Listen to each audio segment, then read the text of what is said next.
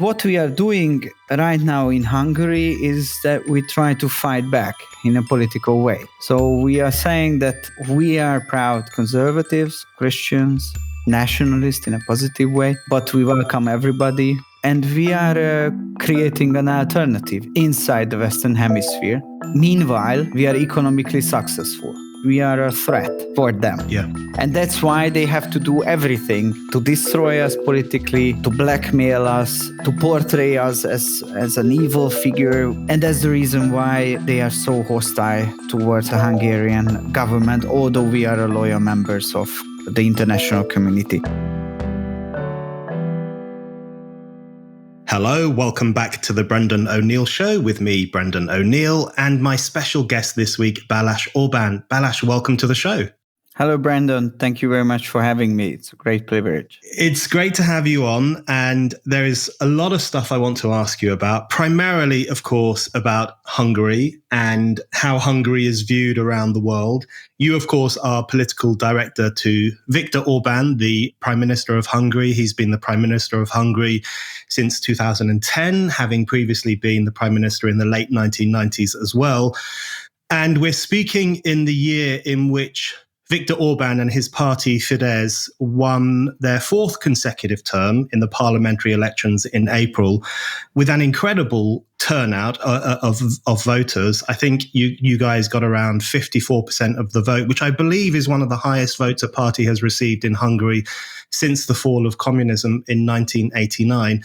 So I want to start with a broad question before we dig down into various issues. The broad question is, what do you think it is about Viktor Orbán and Fidesz that is continually drawing voters back to him, back to his vision, and back to that party? Well, that's the most interesting and probably the most complicated question. But I try to find for you and for the audience a short answer.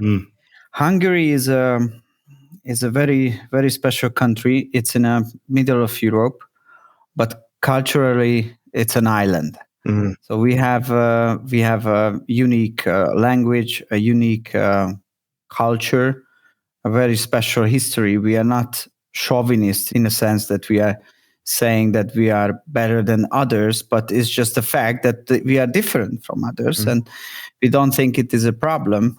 It's part of our national heritage and history, and we are proud of that. And during this long history of the country, the purpose of being Hungarian, I would say the national goal was always to defend this culture, to preserve the country, and to secure the future of it. That there will be in the next generations also Hungarians who are proud, who are ready to fight and work and live for the prosperity of this part of the world. And in the 20th century, we were not very successful in that job. We lost 2 times world wars. We were occupied first by the Habsburgs, the Austrians, then by the Nazis, and then by the communists. And after the transition period, everybody was thinking that we regained our freedom. We joined to the political group where we always belonged, like the Community of European Countries. We became a proud member of the Transatlantic Cooperation. And then this is the end. As it was said by Francis Fukuyama, end of history arrived and prosperity will emerge, and so on and so on. But then Hungarian people realized that although they regained their freedom, they still have to fight for the economic prosperity. They still need a government which protects them. New challenges are emerging, migration waves, new type of ideologies are coming up, which are probably not good for this country. And international politics is not so idealistic as it looks like. So you need to be strong, confident to reach something. And I think that's the reason why after 20 years of transition period and after the collapse of the post-communist neoliberal government, which economically and ideologically open door policy technically ruined the country.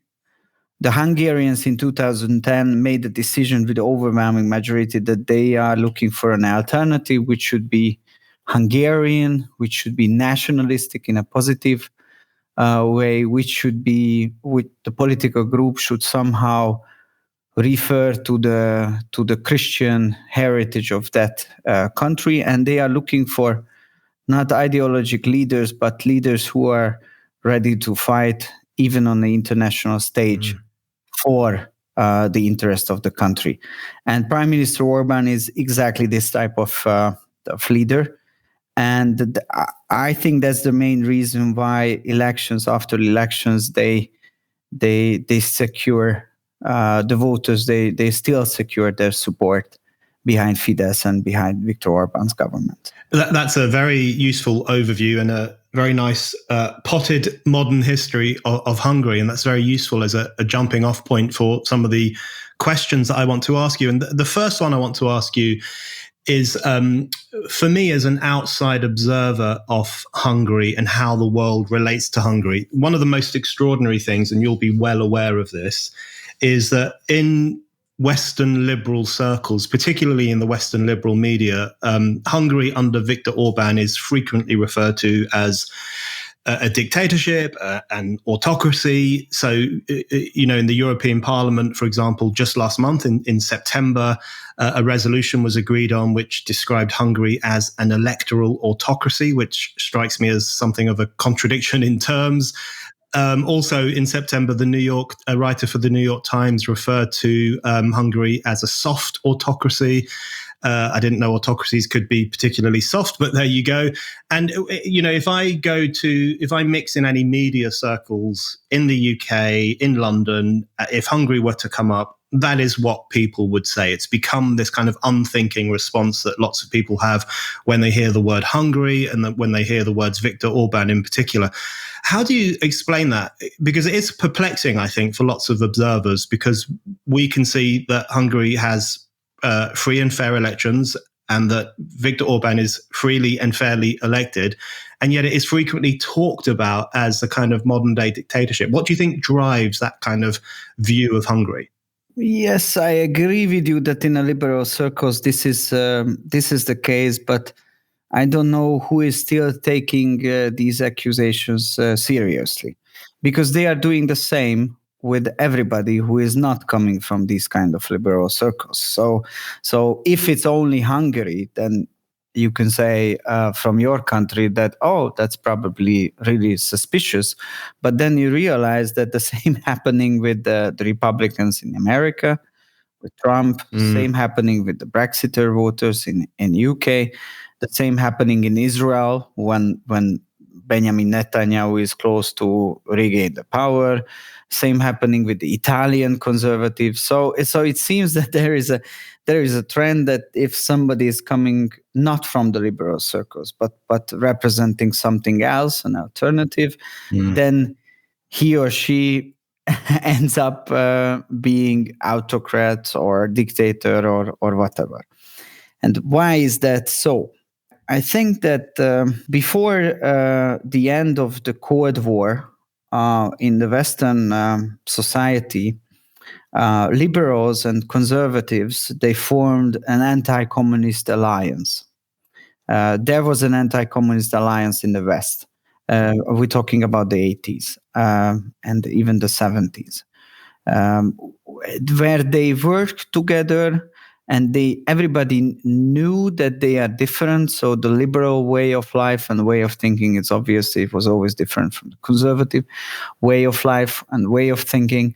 I'm using the term liberal not in a classical sense, but in a progressive liberal sense. But the main target for everybody was to beat the communists in the Soviet Union, and for us here in Central Europe, is in our country, to kick them out.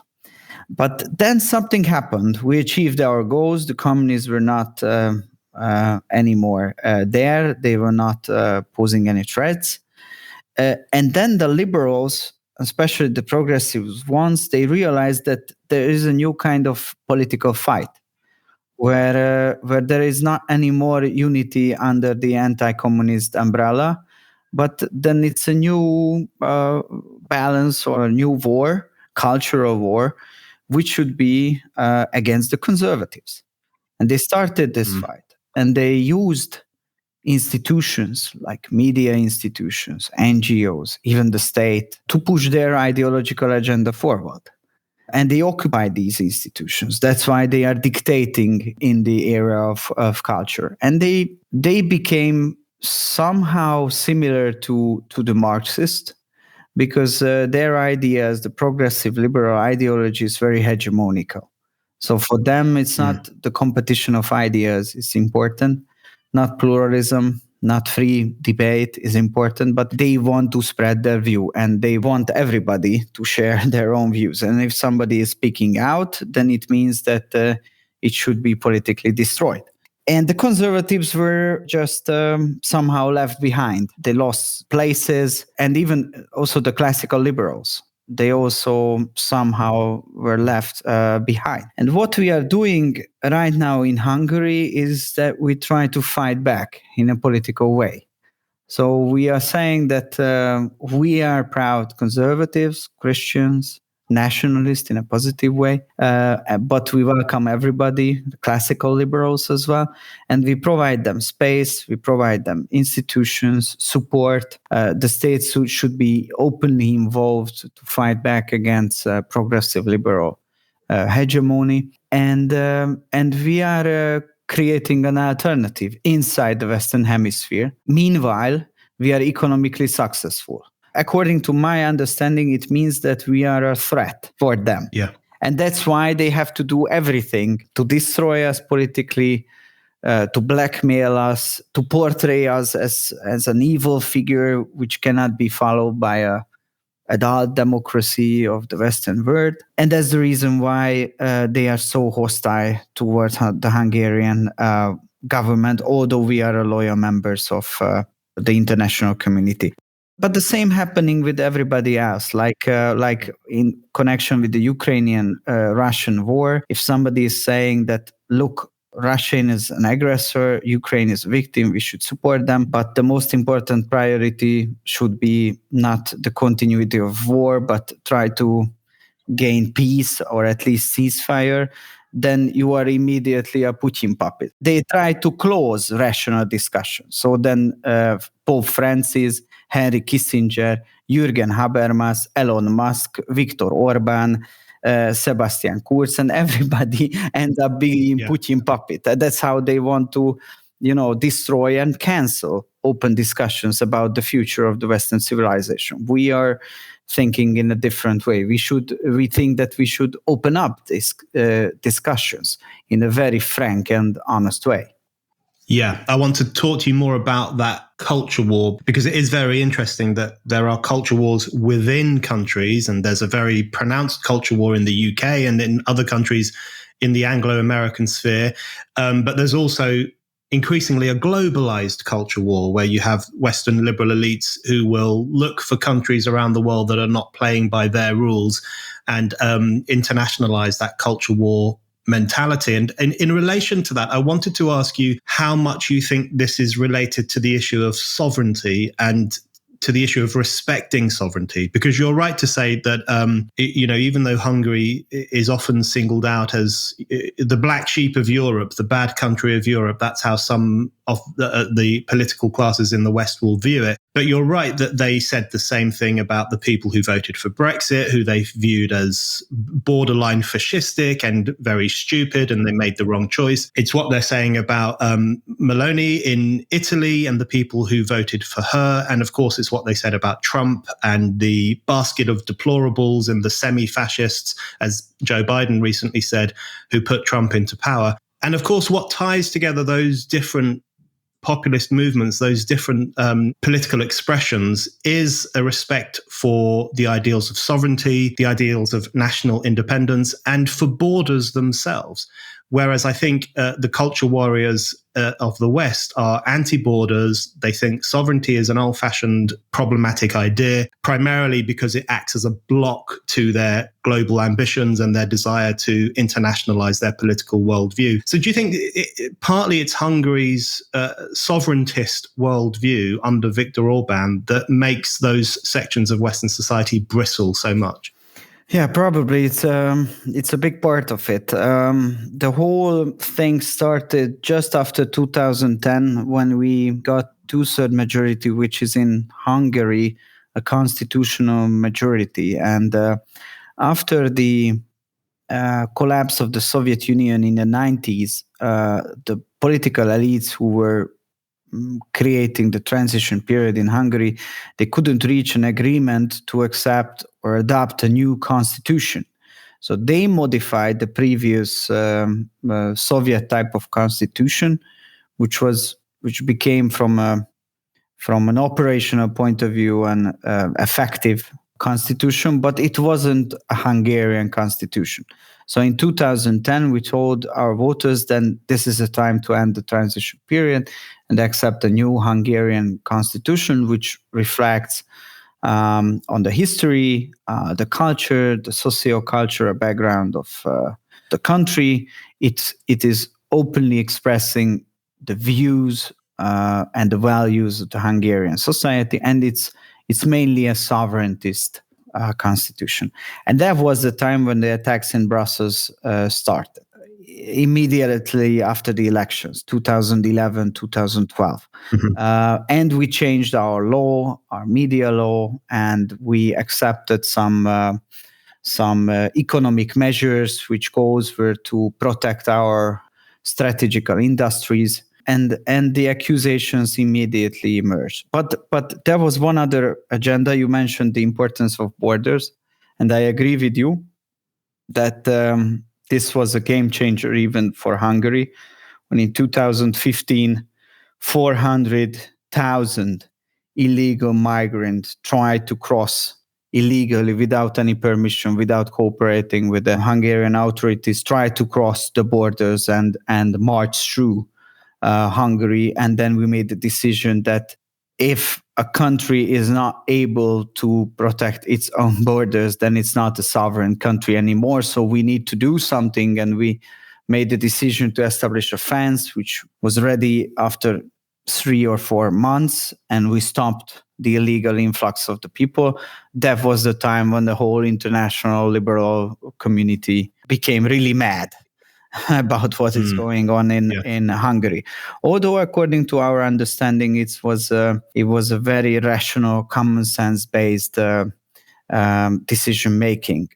Countries are different, so some countries are more open toward immigration, like, for example, United States or United Kingdom is always more open in this sense. Meanwhile, there are countries which are always more closed. They are nation states countries like Japan, Israel, Hungary. So for them, immigration is more like a problem than an opportunity. But there should be one common sense based joint approach, which is that we should be able to protect our borders. Mm. And if we are not, then we are not controlling the inflow of the people, but somebody else is controlling us. So, and it's unacceptable, even in the 21st century globalized way. And it is also true, and that would be my last point, that we believe in the idea of nation state. We still believe in that idea. So some scholars or academic people are saying that the idea of nation state was emerged around the 70s, 18th century. So it's a relative new idea, and the time is over in the globalized era. It's not anymore working. But we think it differently. We think that we always been a nation state for like 1,000 years. And it's the best platform or a political structure which fits the best for the Hungarians. And what we see right now is that even in the era of globalization, the nation state, the representative government, and parliamentary democracy is the only effective form of protecting the interest of citizens. That was the case in the coronavirus issue, when we made the decision that we need vaccines from all over, then our state, the Hungarian state, was able to provide vaccines. What we see right now in the migration crisis, our state, the Hungarian state, was able to secure the borders and protect the Hungarian citizens. Right now in the war, Hungarian state should play a very important role in providing some support for the economy and protecting our borders and dealing with the refugees. So it's not an outdated issue. The idea of nation state, representative government, and parliamentary democracy, but rather it's a solution, and a good solution for the challenges of the 21st century globalized era. So we try to protect it, and we try to represent this opinion on the European level as well. Meanwhile, it is obvious that the Brazilian elites thinks it in a different way. So they think that we should finally get rid of the idea of nation state. We should formulate a supranational state based on liberal ideology. And that's the only chance to at least try to compete with the competitors from outside. But according to our understanding, is the most false idea in the last decades emerged.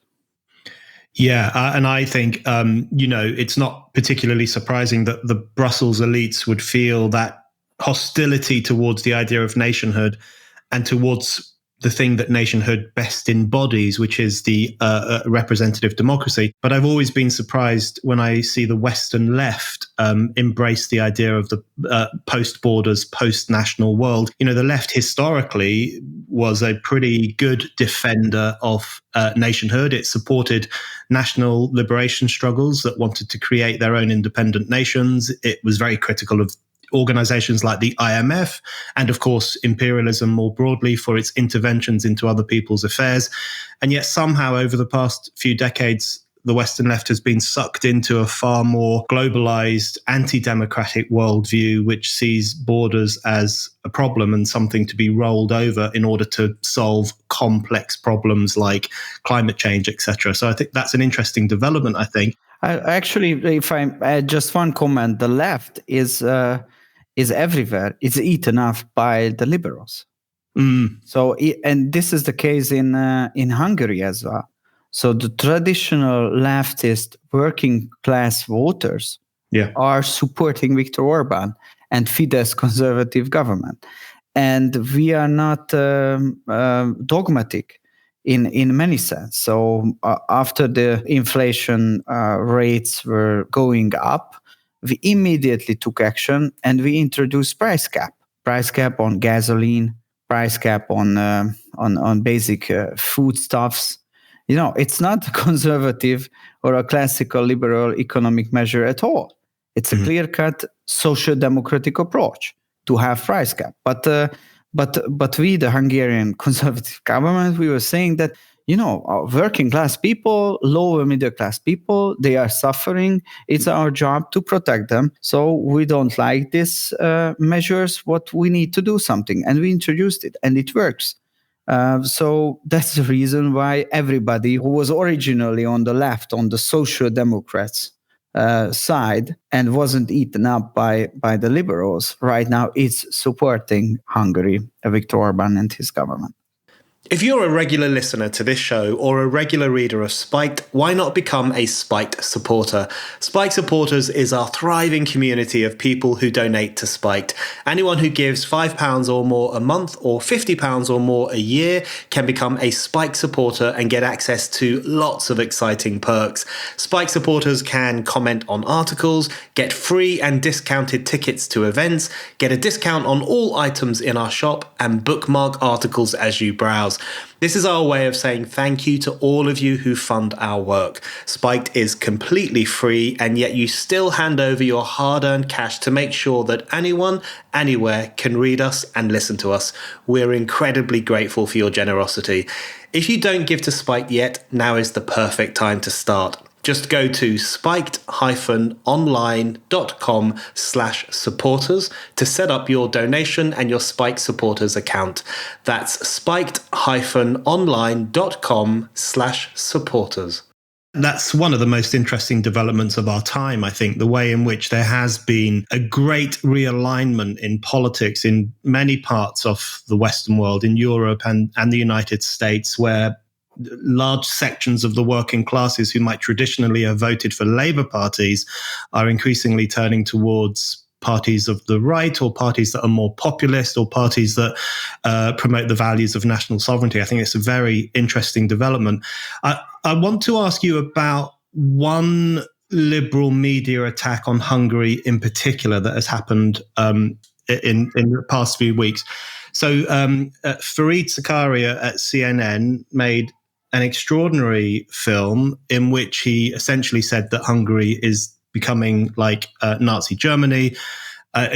In my view, it was an incredibly irresponsible comment to make, not only because it was incorrect about the nature of Hungary, but also, I think, because those kinds of arguments relativize what happened during the Holocaust by comparing it inappropriately to events that happen today. And I think that drains away the seriousness, the unique horrors of that moment in history by turning them into just a political comparison that could be made all the time. But Fareed Zakaria made that CNN comment largely off the back of something that Viktor Orbán said, which, as you know, caused enormous controversy around the world, where Viktor Orbán said that Hungary is not a mixed race, and we don't want to become a mixed race. That's how it was reported in The Guardian here, and you can tell me if that's incorrect. So on that issue, I just want to ask you two questions. Firstly, what did Viktor Orbán mean when he made those comments? And secondly, what did you think about that response from sections of the Western media, which basically said this is Nazi Germany coming back to life? Yeah, so I think these people who used to be serious journalists and commentators, and I can remember back in the 90s when I was a kid and a university student, I followed their reports very closely, and through this lens, I was able to understand more the word. But since I don't know, since Trump was elected, or since this kind of cultural Cold War emerged in the West, they became also part of the liberal propaganda. So they are somehow discrediting themselves, even distinguished people like Fareed Zakaria. Prime Minister Orbán was what he said. It was it's very obvious from the Hungarian text and cultural context that he was talking about cultural context of being a Hungarian. So the race issue here in Hungary is not an issue at all. So we are always been a multi-ethnical society. We live together with different type of people. Being a Hungarian was never a racial issue. It was always a cultural issue based on your language, based on your cultural identity. If you follow very closely the text and understand the context, then it's very obvious how he meant this. But unfortunately, this is the case. It became part of the polarized international discourse. But we were again accused being anti-Semite, and then the Israeli political right side and the Jewish community here in Hungary were saying that it's a nonsense idea to accuse Viktor Orbán being an anti-Semite because he is the biggest defender of the Jewish community, and actually Jewish people are fleeing from Western Europe and they are moving to Hungary because they want to have a peaceful and safe life, what they can get in Budapest and what they cannot get in some of the Western capitals. So it's a ridiculous type of accusation, but we are in the middle of a cultural Cold War, and the left is using everything, all the political weapons, to try to put pressure on all those who see the world in a different way. Yeah, I've always thought that the Western elite's accusations of anti-Semitism against Hungary are just extraordinary when you consider the very serious problems that some Jewish communities face in Western Europe, particularly in France. Also in the UK, we had an outburst of the socialism of fools in this country over the past few years. and a growing level of hostility towards Jewish community. So there's an extraordinary hypocrisy when that accusation is made, I think, against a country like Hungary. Yeah, and the fact is that in European politics, the biggest supporter of state Israel right now is Hungary. Not only in Europe, but from Europe in the international community. That's the reason why currently we don't have the right-wing government in Israel, but still our connection is wonderful because they see that we are the biggest supporters. Meanwhile, Western countries, they are not anymore supporting Israel. Sometimes they are supporting the political opponents of state Israel. But that's also an internal conflict inside the Jewish community. For us, the Judeo-Christian heritage is very important. We are very proud of that. And I think in the last decades, one of our main goals will be to protect it. Yeah. Okay. So the other thing I want to ask you about is a bit more about the European Union. I'm very opposed to the European Union. My vote for Brexit, I consider to be the most important vote I've ever cast in my life, and probably will be the most important vote I ever do cast, because it really gave people in the UK a genuine sense of political power, which we don't often feel when we go to the ballot box. And it allowed us to change the nature of our country and to try to restore democratic principles that people in the UK have fought for and died for over hundreds of years. So it was incredibly important. And when I look at a country like Hungary, and when I speak to Hungarian friends of mine who are just really ticked off with the European Union for the way it treats Hungary. So you talk there about the way in which Brussels felt increasingly antagonized with Hungary following the victory of Viktor Orbán. And of course, more recently, the European Union has withheld COVID recovery funds from Hungary and Poland because you are disobedient nation states. And your current inflation problems, I believe, are at least partly linked to some of the problems you're experiencing as a result of the EU treatment. So the question I have is, what's the discussion like in Hungary about leaving the European Union or completely separating the nation from the European Union? Is there a point at which Hungarian people's patience will run out with the Brussels oligarchy? Well, I hope not, because as it was formulated by Viktor Orbán in his parliament speech, we are not members of the European Union because what it is right now, but because what it should be. So what we are looking in the European Union is our dream. We are looking for our dreams inside the European Union. So this is the official position of the Hungarian government. We are very critical on the current issues, but we still think that the situation is not hopeless. We have to find partners, alliances, and we have to change the track, because otherwise the question will be not whether we are leaving or not, but whether the EU will survive or not. And we want to have a strong and effective European Union in the coming decades as well. The Brexit issue, that's the reason why for us the Brexit issue is very complicated, because the argumentation, what you just said and what we heard several times, we understand it, and we think that Brussels made serious mistakes, that it was very hostile against UK, and it was very hostile after the Brexit referendum against those who were voting in favor of Brexit. So Brussels, it should be in a different way. But it happened, but then the opinion and decision of the voters should be respected by Brussels as well.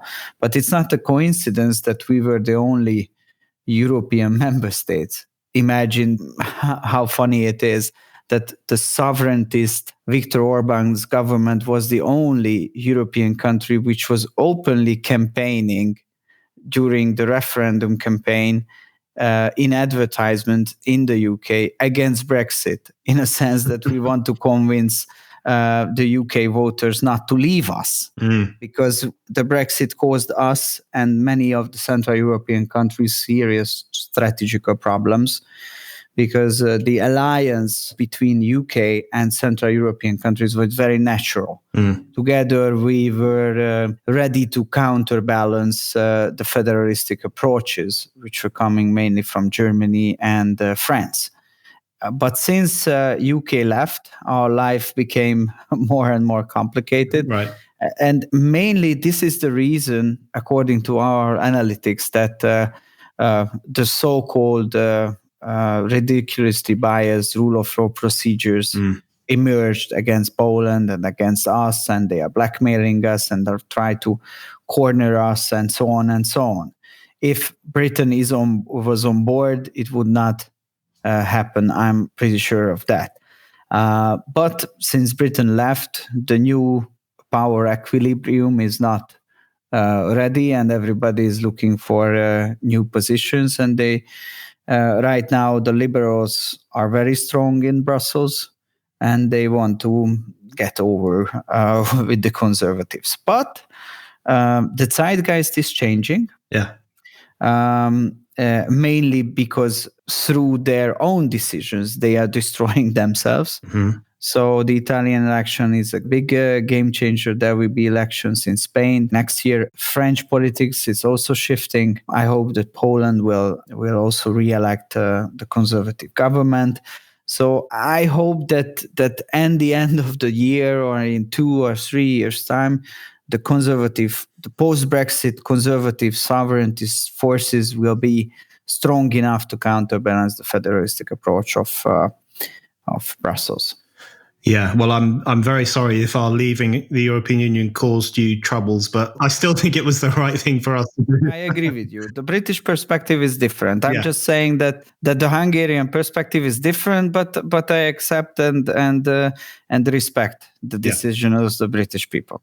Yeah, I think you mentioned Poland there, and just before we move on to the culture war issue, I did want to ask you about Poland. In relation to Hungary and in relation to the European Union. I thought one of the leaders in Poland made a very good comment about Ursula von der Leyen.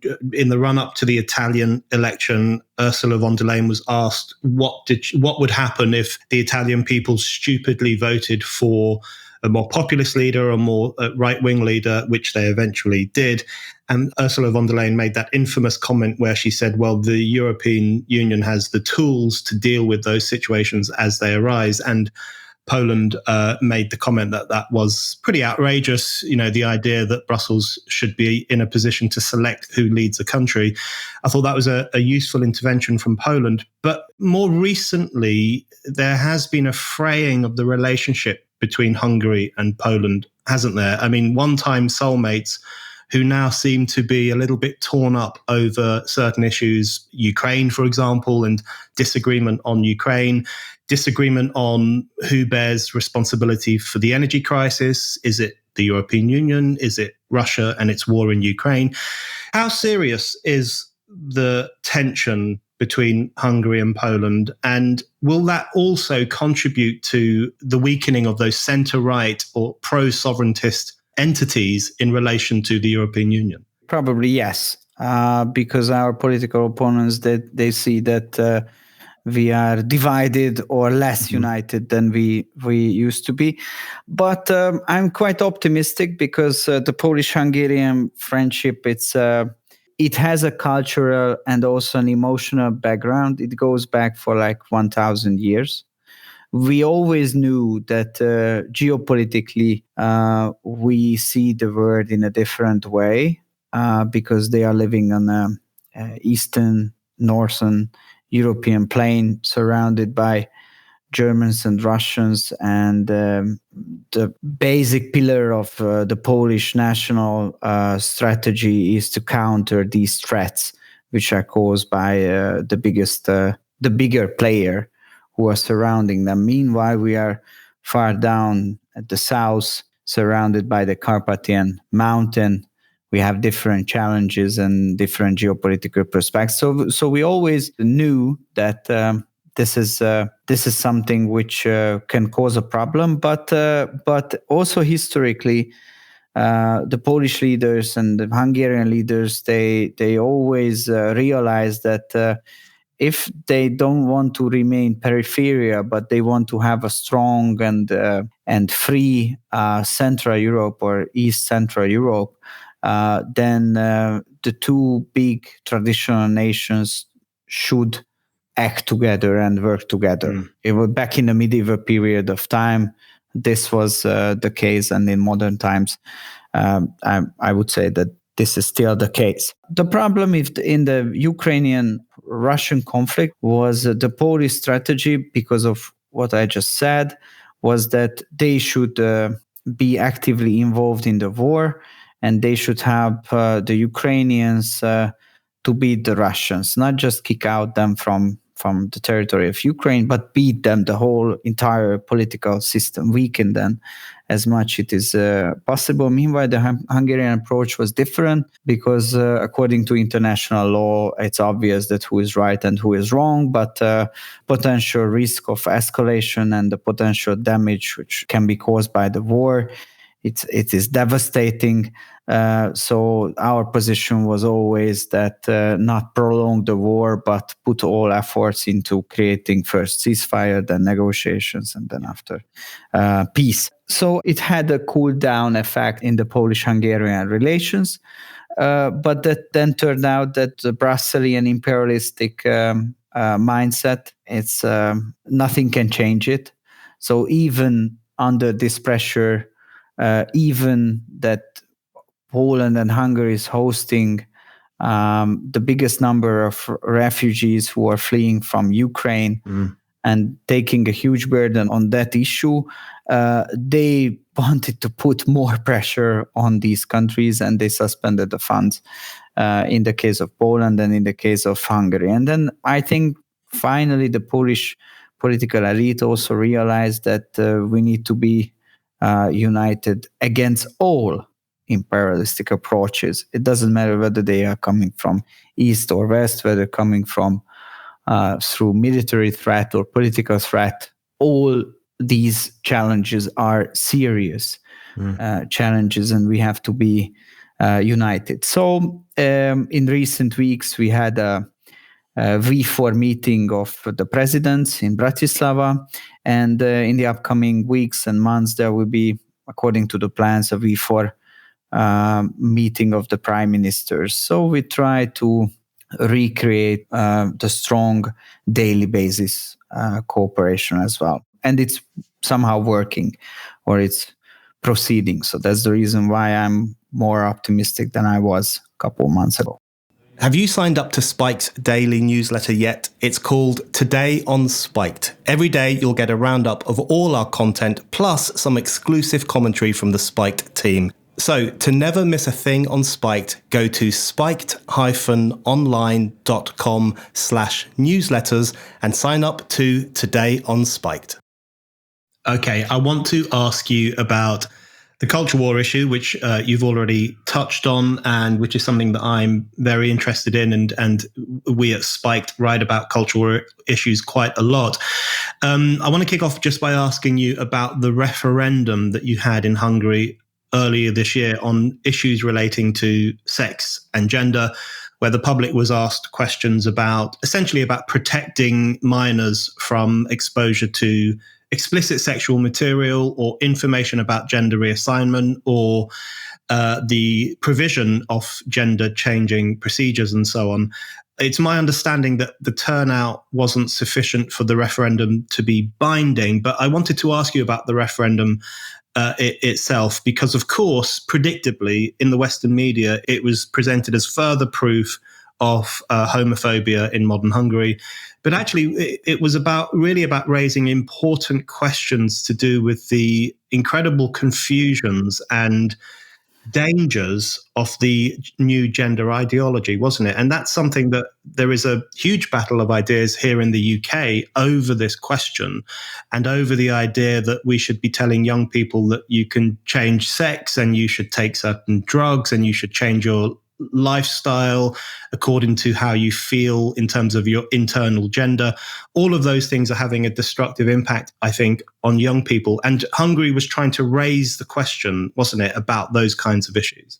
Yes, indeed. As we were talking about it at the beginning of our conversation, the left started a culture of war, and they found new battlefields against the left, and one of the newest battlefield is the gender ideology, wokeism, BLM, cancel culture, critical race theory, and these kind of issues which are somehow all connected. It's a funny thing that we don't have a Hungarian word for gender ideology, so we use the English word gender. It shows us very clearly how it's a cultural import product. It's not a natural part of Hungarian political discussion. It just came somehow from the Anglo-Saxon countries. But we realized probably around 2020-21 that this is an issue, and probably this is the most important, newest issue in the cultural ideological front.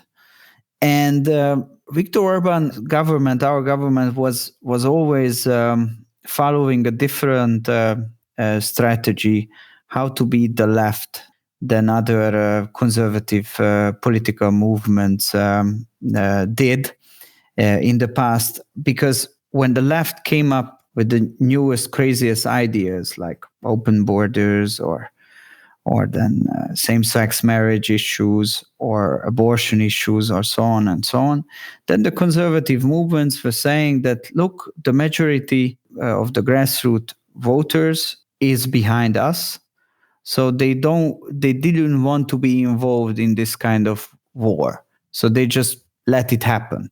But the left, through media, through academia, through NGOs, they changed the opinion of the majority of the society. And conservative parties in the United States, in UK, in France, in Germany, so in Western European countries, one day they woke up and they realized that the majority of the society is not anymore behind them, but it's supporting the left.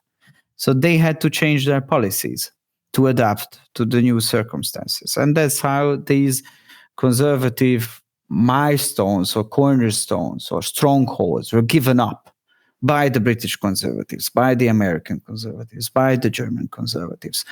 But we, at the very beginning, we were choosing a different strategy. We were saying that, look, the majority is behind us, so we have to be able to explain to the people what is in stake. We have to come up with this issue. We have to explain it, that this is a hidden agenda which will reach out you and reach out to your children.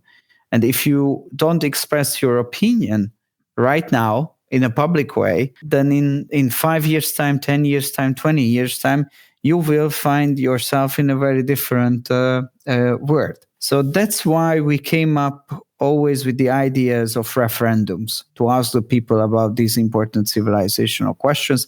That's what we did in 2016 in the migration issue, and that's what we did in the gender ideological issue in 2022. And I disagree with you. I think the referendum was a huge success because it's not binding, but the government's opinion was supported by the people with overwhelming majority, like 3.6 million people. Never ever this amount of people supported one single idea in a referendum, not even in the EU enlargement issue or not even in the migration issue. Yeah. So what we experienced is that those voters who are probably not in favor of Fidesz and Viktor Orbán, we're talking about hundreds and hundreds of thousands of voters, they still agree with the government on that gender issue. Yeah. So it turned out that the Hungarian people are very committed to stand up and to fight against these crazy gender ideologies based on the idea of freedom. So what we keep saying is that sexual type of orientation shouldn't be decided by the state, and definitely shouldn't be decided by media or by NGO activists. So it should be the decision for children of the parents. And without parents' consent, there cannot be any kind of sexual orientation in schools and in the media. We have to be very cautious, and we have to create a safe space really for Hungarian children not to be affected by this kind of sexual orientation.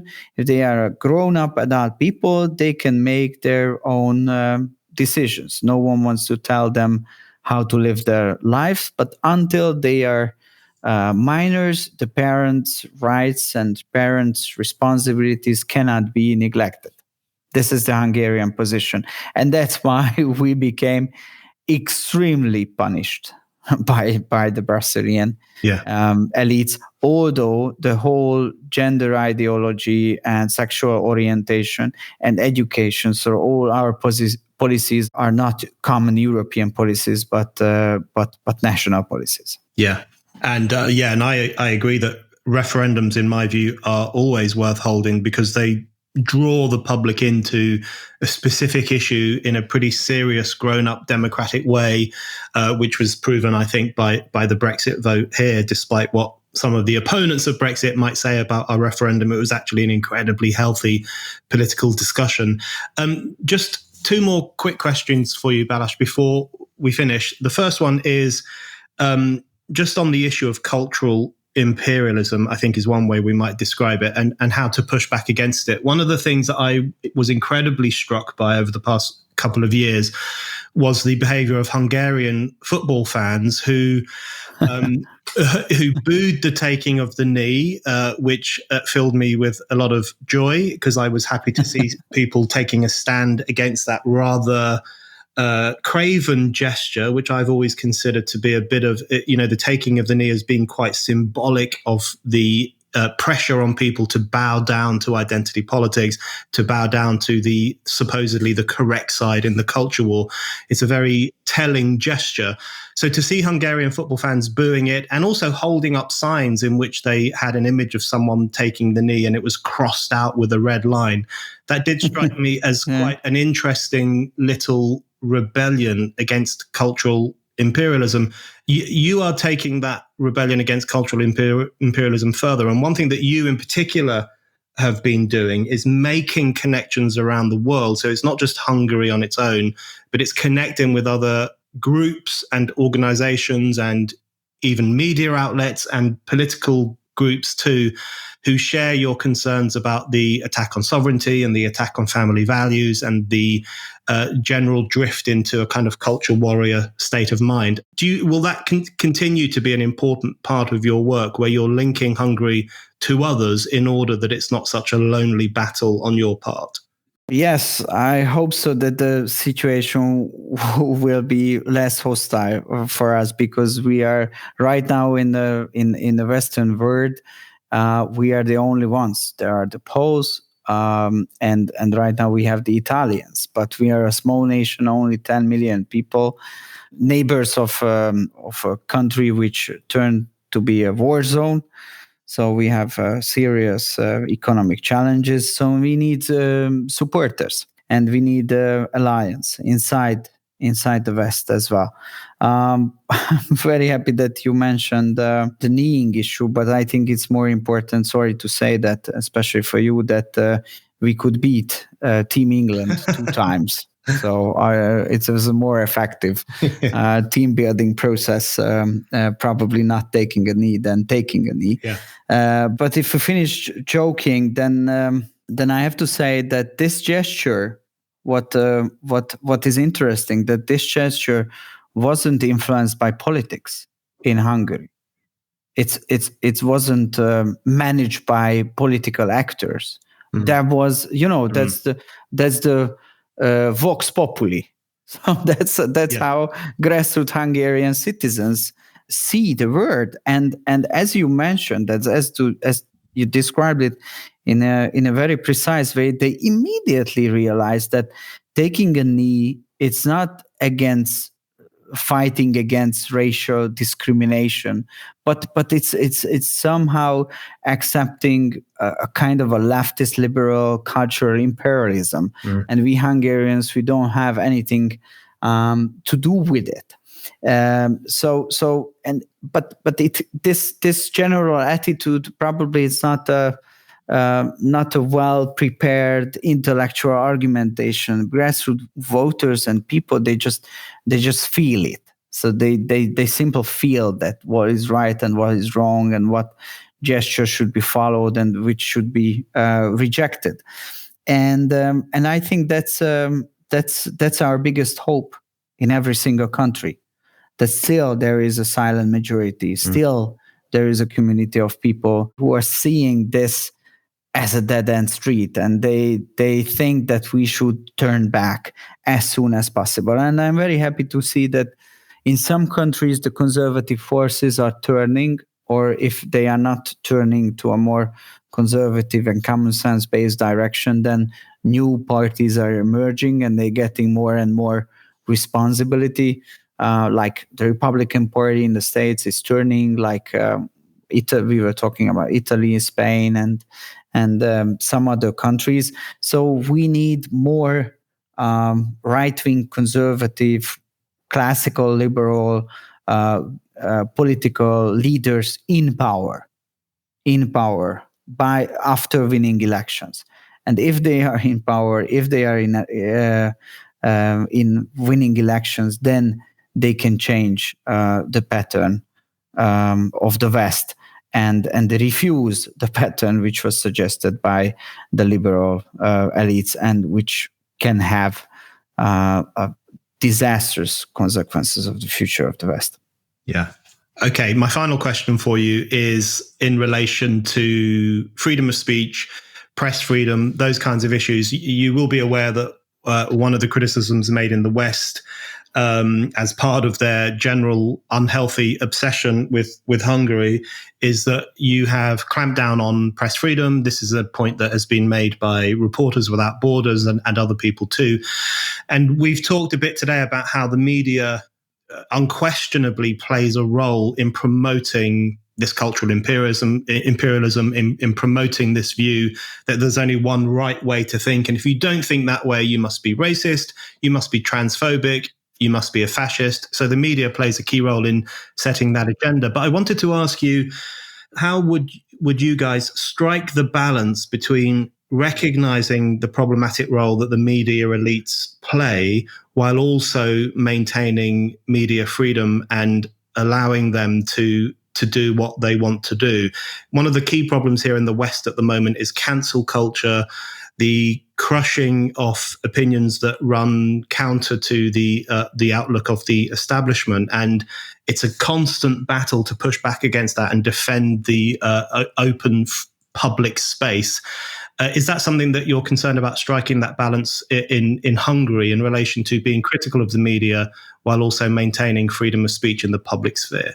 Yes, it's one of our major concerns as well, and believe me or not, but after 12 years in power, after several times 2/3 majority, we still have to fight for it, because the left and the leftist media thinks that there is media freedom if all the media platforms are controlled by them. Yeah.